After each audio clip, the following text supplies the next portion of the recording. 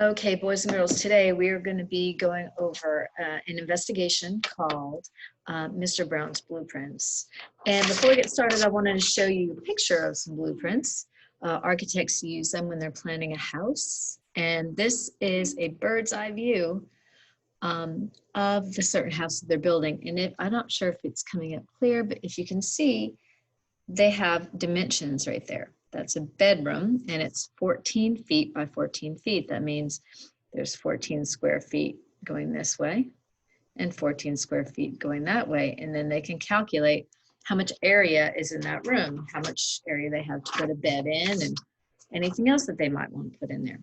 So today's investigation is about a store that's being built, and it is 649 feet by 8 feet. This long, skinny building. But let's go ahead and draw an area model, because that's a lot like a blueprint. Sure looks like one. So if I was going to draw that, I could draw 8, and then it was 649 feet. 600, I'm going to break it into smaller parts, 649, just like that. So next we're going to go ahead and calculate the area of each one of these smaller spaces, so I can then put it all together and find the area of the whole entire thing. 6 times 8 is 48, but that's not a 6, it's a 600. So it'd be 4,800, which is 4,800. 40 times 8, not 4 times 8. 4 times 8 is 32, but 40 times 8 is 320. And then 9 times 8 being 72. Let's add all these partial products up, and we'll get our final amount of square feet that are in this entire building. Okay, so that's how much, in order to write square feet, we can label it just like that. Square feet. So this is doing it, solving this in the open area model. Now we're going to go ahead and do the same thing using the stacked or the partial products model for, let's do 8 times 649. 8 times 9 is 72. 8 times 40, you can see it up here, can't I? It's 320. And then 8 times 600. 8 times 6 is 48, but 8 times 600, you're going to have, it's 100 times greater. So we are there. And you're going to end up with the same final product or amount of square feet. So yesterday you had some time kind of seeing what was the similar to both of these. You had 72, 320, 320. They basically have the same partial products, don't they? And we are seeing that that's a 600, that's a 40, and that's a 9. Well, today we're going to take it to the next step and go ahead and use the standard algorithm. And what's going to be different about this is that instead of seeing all the kind of expanded form of the numbers, we'll be regrouping and carrying them over. And you'll see that it's a little bit shorter procedure. So we will write our number, 649. We want to add that up 8 times. We want 8 groups of that number. So how you do the standard algorithm, we're still going to be wanting to know 8 times 9, the same exact factors involved. 8 times 9, and it's 72, right? Well, 72 is made of 7 tens and 2 ones. This is the ones column. So let's keep in mind the place value places here. That might be helpful as well. Next, we have 8 times 40. Well, 8 times 4 tens would be how many tens? It'd be 32 tens, right? And then if I added that 7 more tens there, I'd have 39 tens. Well, we know that 30 tens is the same as 300, so I'm going to regroup and put that over there. 300s, and then we had 9 tens because we had 39 tens.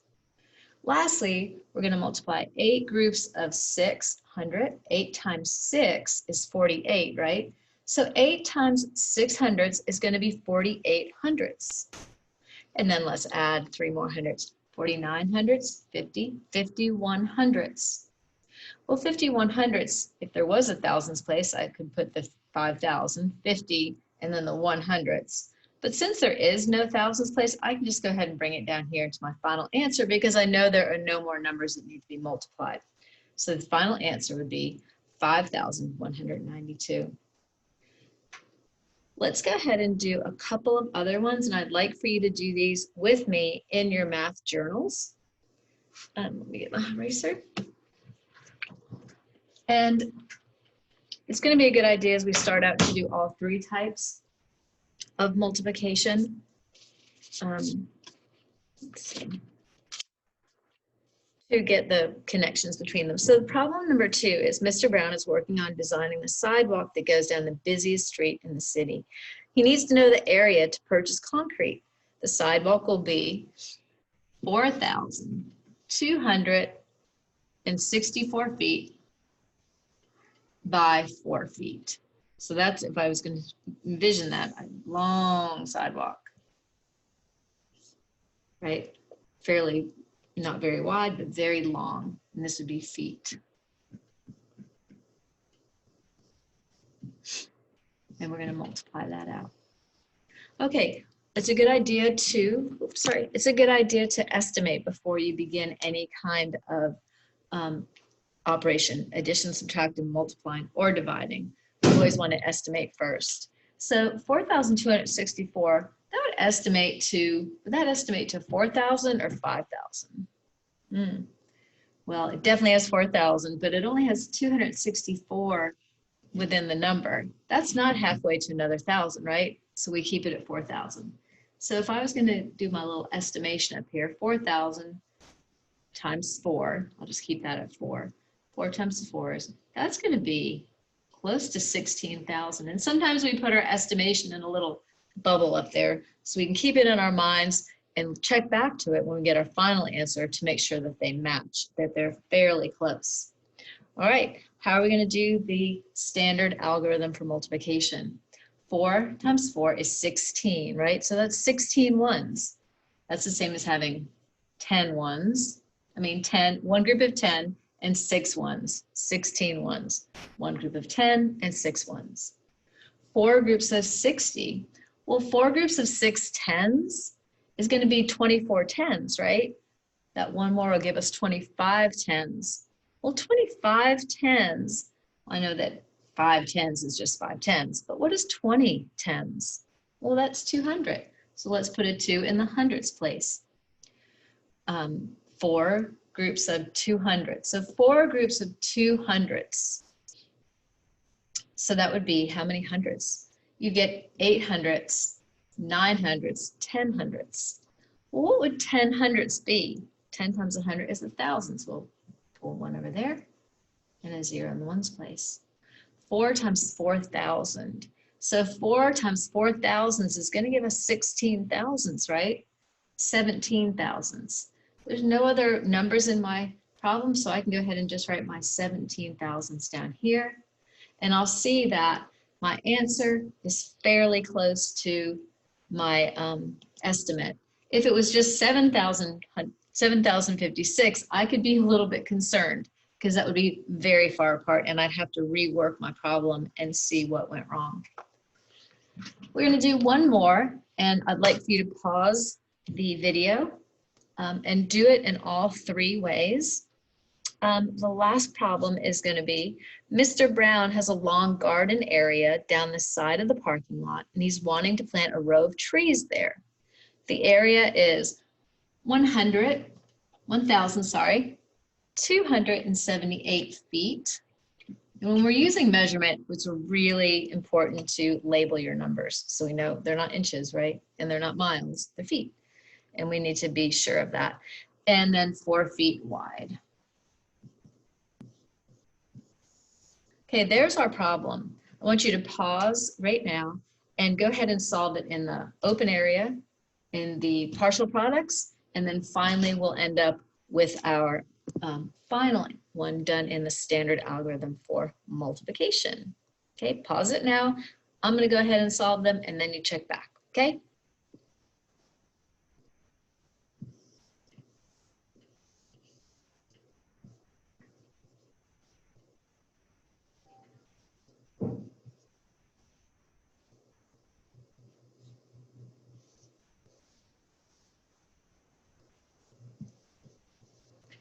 4 times 200, 800. 4 times 7 is.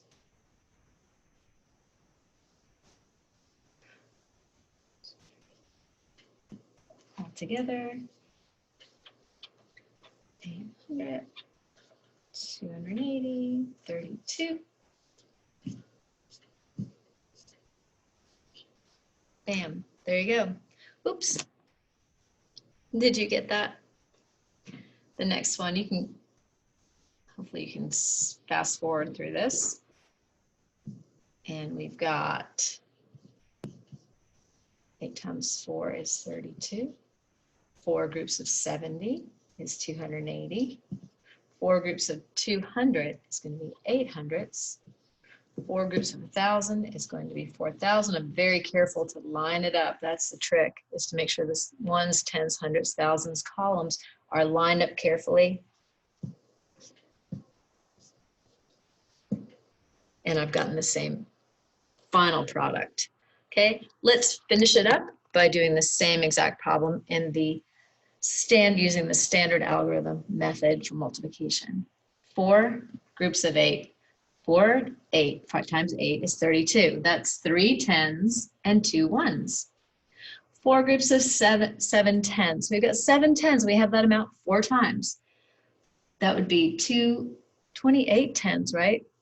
But we have this 3 more, 29, 30, 31 tens. Well, 30 tens is like 300. 110 is like 110. 4 times 2 hundredths. So we're going to end up with 8 hundredths, right? We have 3 more, 9, 10, 11, 11 hundredths. Well, 10 hundredths is the same as 1,000, and then that 100 is there. And then finally, we have 4 times 1,000s. So if we had 4,000s, we'd have 4,000. Plus that additional 1,000 will give us 5,000.